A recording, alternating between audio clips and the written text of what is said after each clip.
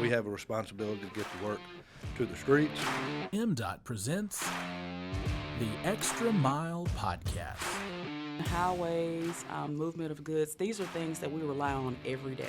Got to have the ability to get their product to market. As long as you're performing, we want to be behind you pushing. Welcome into another edition of the Extra Mile Podcast presented by the Mississippi Department of Transportation. I'm MDOT Digital Media Manager Paul Catul, and I'm joined as always by my co-host Will Kraft. He handles government and constituent affairs here at the agency. The last time you heard us, we had a great conversation with former MDOT Commissioner Dick Hall, so if you haven't listened to that, please go back and check it out. We also teased a great slate of guests. We have a really fun interview for you today. We have Mississippi Today Editor-at-Large Marshall Ramsey. I'll go ahead and say a few things about him, but if you're listening to a state government podcast, you probably know who he is. That's right. He is, of course, Mississippi Today's editor-at-large, a nationally recognized editorial cartoonist and author of several books. His cartoons have appeared in the Clarion Ledger, where he worked for 22 years, and he's appeared in USA Today, CNN, Fox News, The Today Show, The New York Times, Time Magazine, Newsweek Magazine, and 300 newspapers around the United States. Lots of stuff. Marshall, we really appreciate you coming in and joining us today. I'm incredibly nervous having to follow in Dick Hall's footsteps.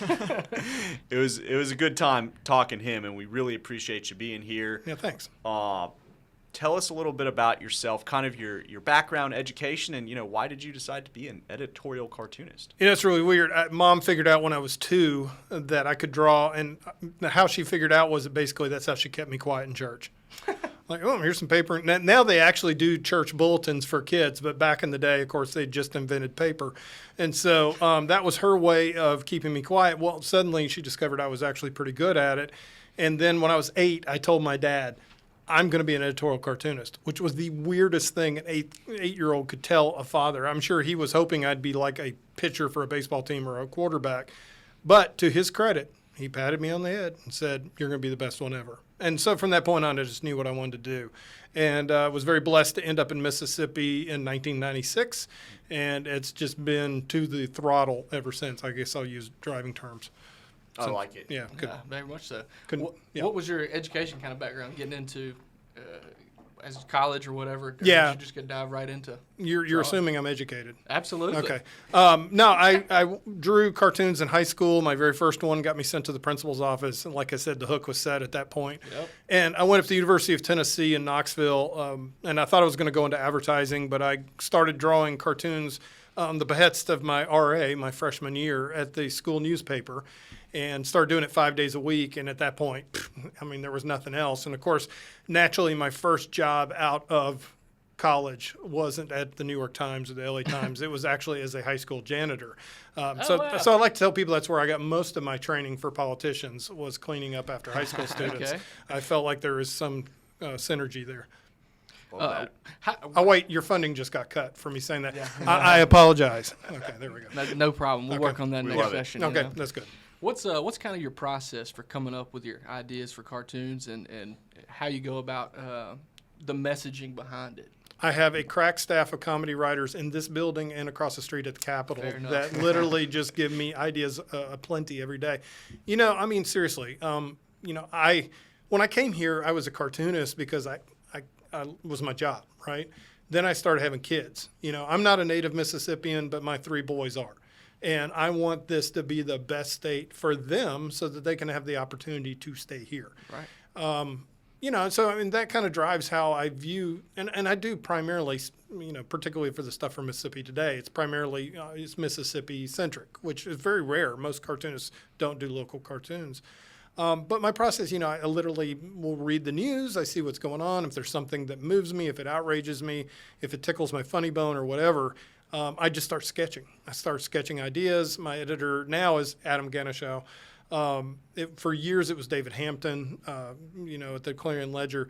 But then I present several ideas, maybe 3 or 4 or 5, to my editor, and they'll pick which one they want, and I draw it up and we post it. It used to be going in the newspaper. Now it's going on, whatever goes on the internet. So my process is that. And, I'm not the best artist. I'm probably not the best idea guy. What I am good at is no matter rain, shine, 9/11, you name it, I can come up with a cartoon idea.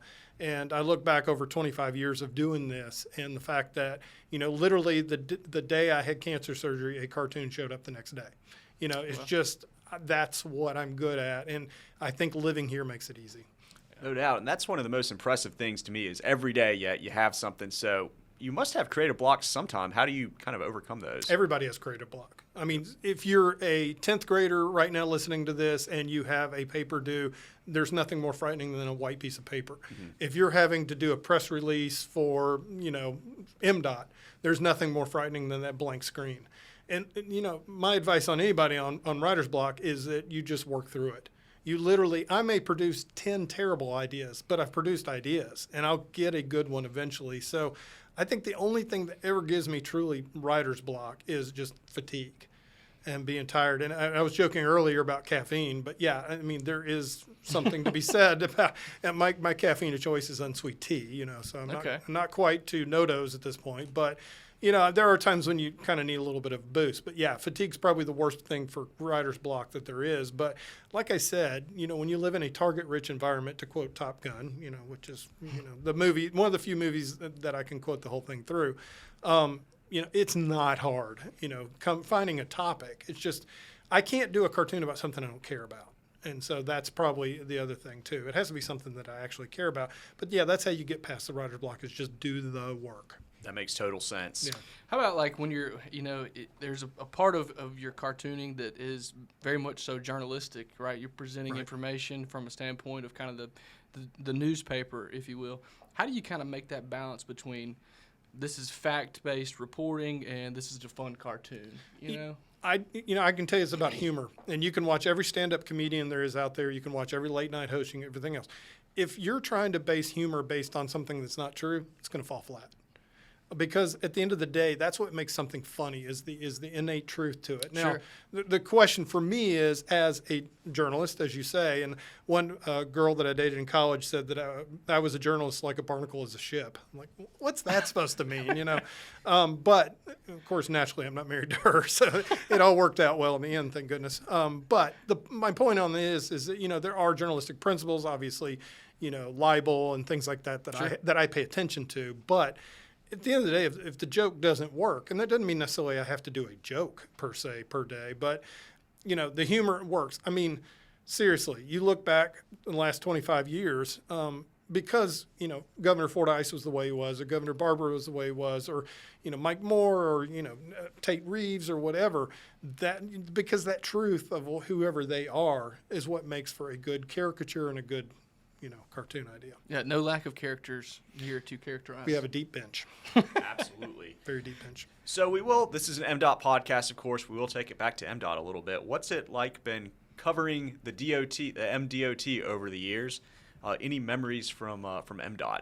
Well, Brad's boring. He really is. You're just going to have to come up with somebody more exciting than him. I mean, darn it, he knows his job and he knows how to get things through the legislature. Yep. You don't want that. You want turmoil and catastrophe and chaos. Now, now Butch, obviously Brown was, bless him, was a lot of fun.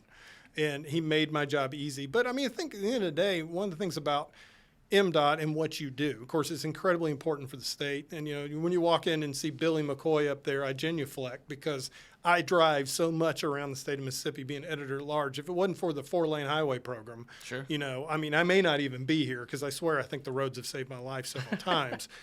Thank God for rumble strips. But that's right. Obviously what you do here at MDOT is so incredibly important to the day-to-day lives of everybody. So, yeah, when I'm doing issues on that, whether it is the pyramids getting built faster than, what's going on in Richland right now or, anything else, it's going to resonate with people because people care about it because it's their day-to-day lives. So what y'all do, obviously, MDOT, whether it's roads or all the other transportation issues you're dealing with, this is a huge, huge function of state government, so it's incredibly important. That makes sense. So you mentioned Highway 49. So we have this cartoon here. If you're listening, you won't be able to see it. It looks really good on radio. But on YouTube, though, if you look at it, it says how the MDOT executive director should have been chosen. First one who gets Highway 49 done gets the job done. So this summer, it's going to be done. So do we get another Highway 49 cartoon? You don't brag on a dog till it's dead.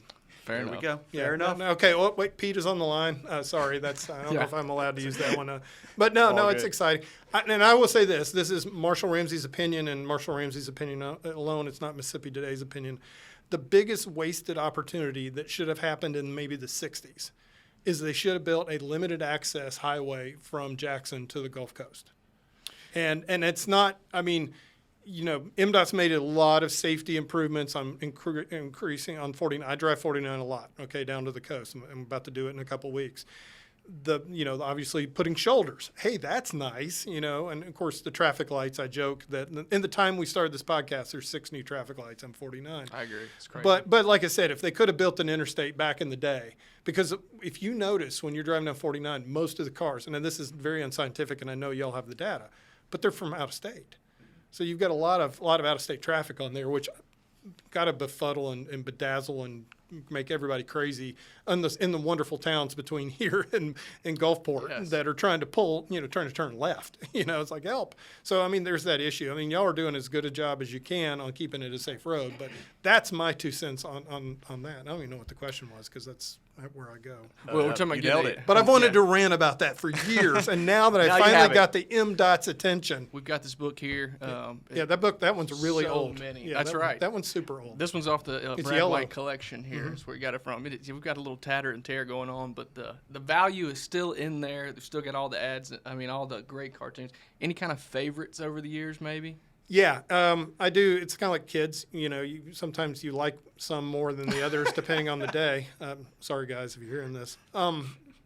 But the work that I did during 9/11 was very meaningful because that was a very difficult time for this country, and there was so much horrible things that were going on, but so much good, right? Sure.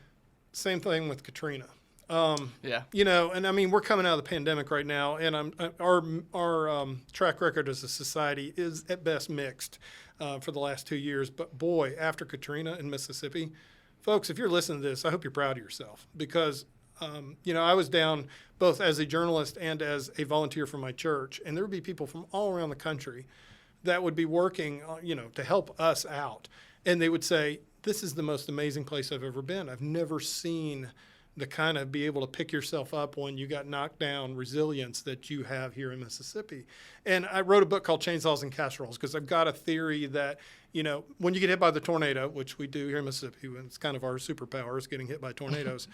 It sounds like a freight train, but It's very true. it does sound like a freight train, which I didn't know that until I moved here. Same. But I will say that, there will be the church van out in your front yard full of people with chainsaws and casseroles because they're going to cut the tree off your house and they're going to feed you. And it's because we have so much need here, but we do have that superpower. And so the cartoons that I did after Katrina, that was the second time I was a Pulitzer finalist, which is a fancy way of saying you didn't win.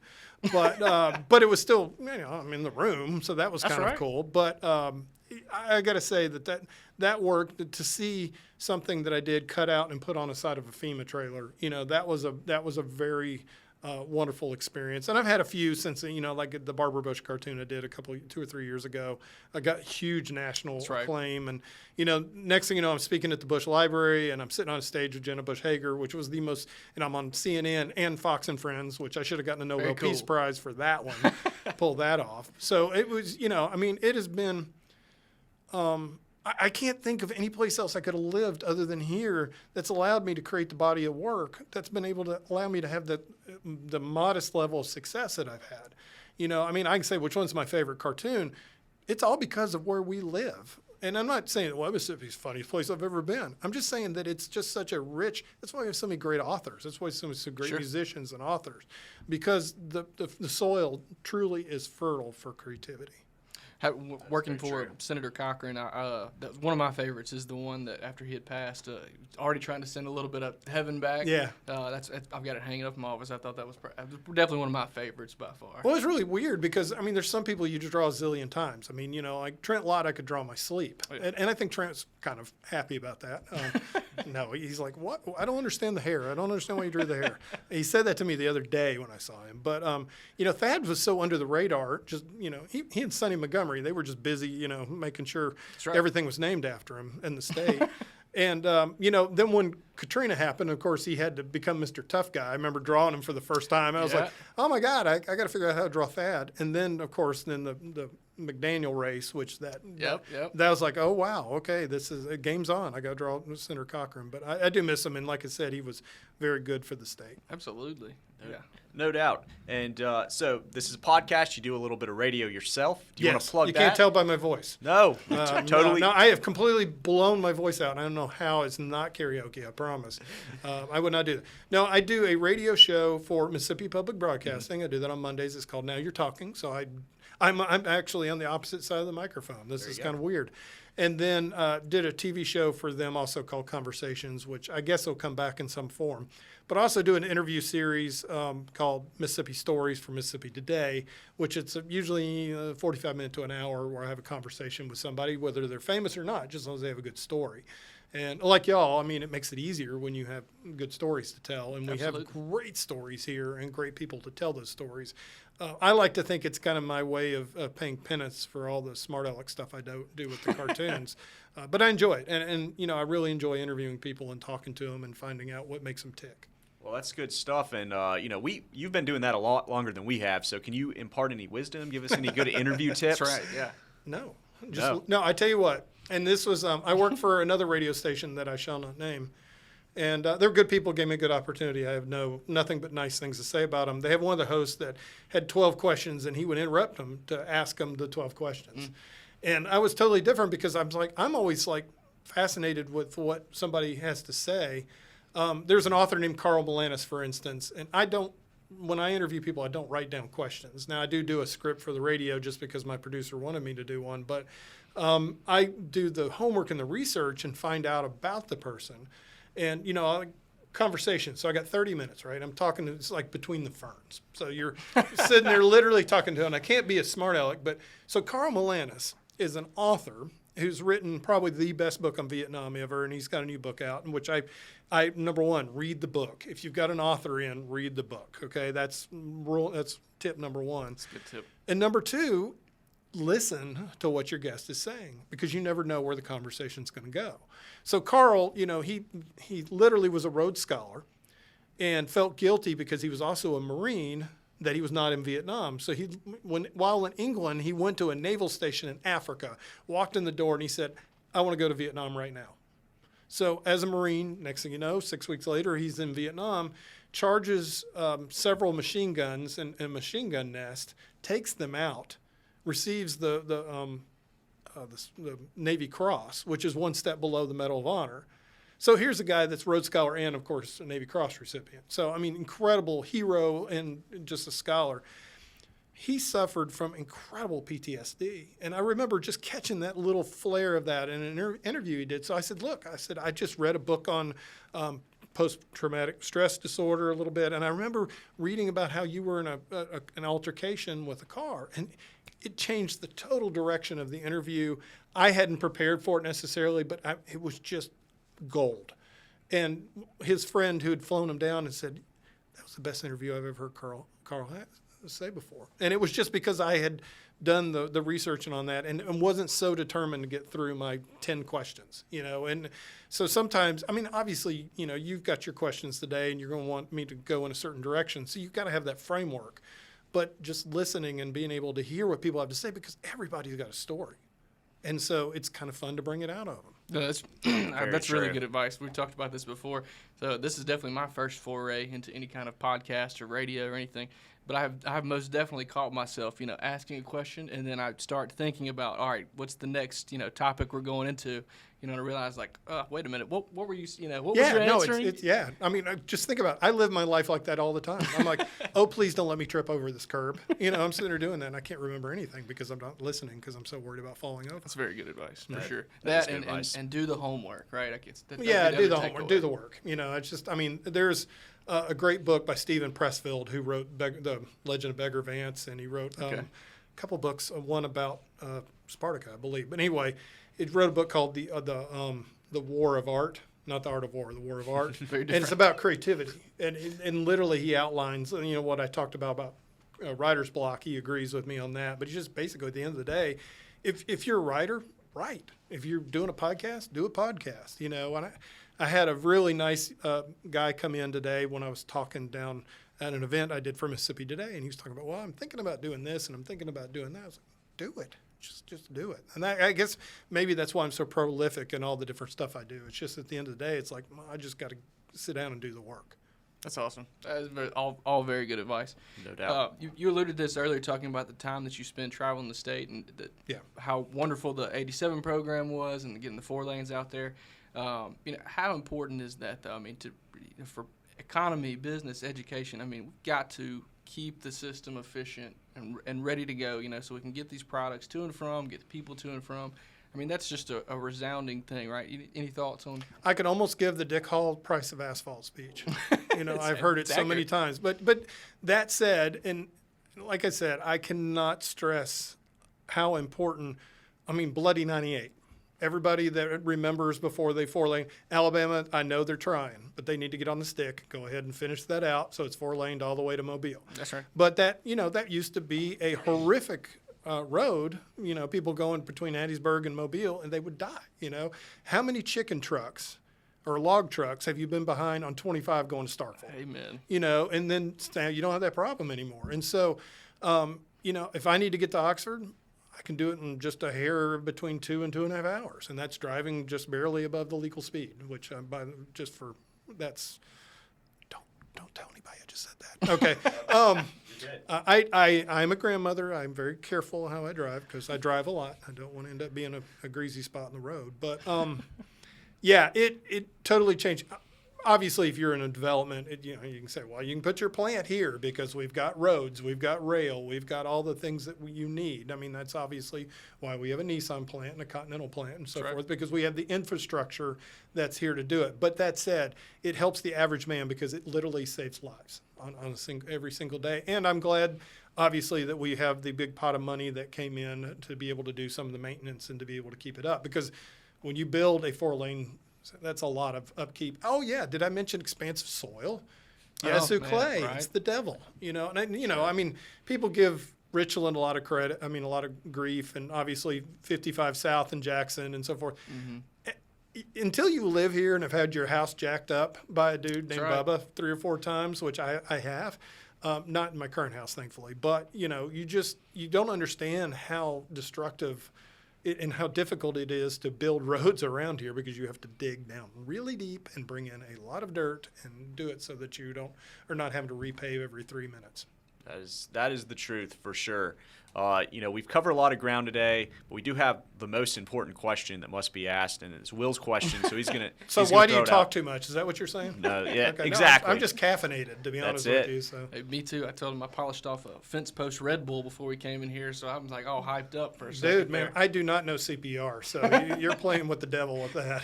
So, all right, as we've talked about, you spend a lot of time traveling, running around the state. Yeah. Mm-hmm. Is there any place, kind of be, here at home or somewhere maybe out, away from population centers, so to speak, any place you're going through, you just got to stop in and get a bite to eat? Oh, bite to eat. That's tough. I did a book with Robert St. John, who's the chef and author, and he took me to Letha's. We'd stop at gas stations, and gas station chicken, folks, and potato wedges, potato logs are fantastic. I don't know. I have it's like a sailor having a girl in every port. I have a great place to eat in every town that I'm in. And two, Oxford, my gosh, I can name like 6 or 7 places I love to go eat. Starkville, same thing. So, it's hard to just nail down one. But that said, I pretty much know where every good place to eat is along the way. So, Maybe one that you get to go to the least, or but you really enjoy. Well, you're really going to press me on one answer here. He needs an answer. He needs a sponsor. We got to that's right. We got to see. Our game plan is all these recommendations next year when we host. We're going to do them from the location, so we can also kind of get a taste of the food and see what's going on. Yeah, no, I'm trying to think about that. Doe's obviously in the Delta is fantastic. Get some good eats on there, and Gibbs down in Learned, that was some fantastic eats there. And of course here in Jackson, I've got several friends that have restaurants and I love to eat at. It's so funny because my wife and I will okay, well, let's eat at the same place we've eaten at 19 times in a row. It's like, well, maybe we need to. We've been married a long time. Maybe we need to try some different food. But, hey, if it's good, Yeah, my son who just graduated from Ole Miss, congratulations to him. He just rocked it. But, Very nice. Congrats. yeah, no, he did great. But he likes to eat at Volta all the time, which is, an old gas station in Oxford, and they have really good gyros. So, that kind of stuff. So, I mean, we've got our favorites. So. I frequented the Chester Chicken on Highway 13 in Mendenhall for many a years when I still lived back home. So I know exactly. So you're from Mendenhall. yeah, that's Oh, right. excellent. God's country. Yeah, Absolutely. my very good friend has a bookshop in downtown Mendenhall, junk yeah. shop named Joe White. Yep. And Joe edited both my short story books, and basically was the first person to see my cartoon ideas for about 20 years. Awesome. So you love the Simpson County influence. Oh right? yeah, gotta That's- love Simpson County. Oh. Good folks in both McGee and Mendenhall. That's awesome. That's awesome. For sure. So, Marshall, we really appreciate you coming and talking to us Sure. today. Super interesting perspective on MDOT, cartoon, state government as a whole. So, we know you're a busy man. As evidenced by your Twitter account, we see you posting at Marshall Ramsey there. So, thank you very much for You're welcome. This joining was us fun. today. It really was. I hope this was fun for y'all because I enjoyed it. It is Very much awesome. appreciate the tips too, because just keep the mental program going up there. That's right. For sure. So we'll go ahead and wrap things up right now. We want to thank our listeners out there for tuning into the Extra Mile podcast. We also want to thank our producer, Katie Hornsby, and our editor, Drew Hall. Remember, you can watch and listen to each episode by visiting gomdot.com/The Extra Mile. And be sure to follow us on Facebook and Twitter. That handle is at Mississippi DOT. And as always, remember to drive smart out there on Mississippi highways.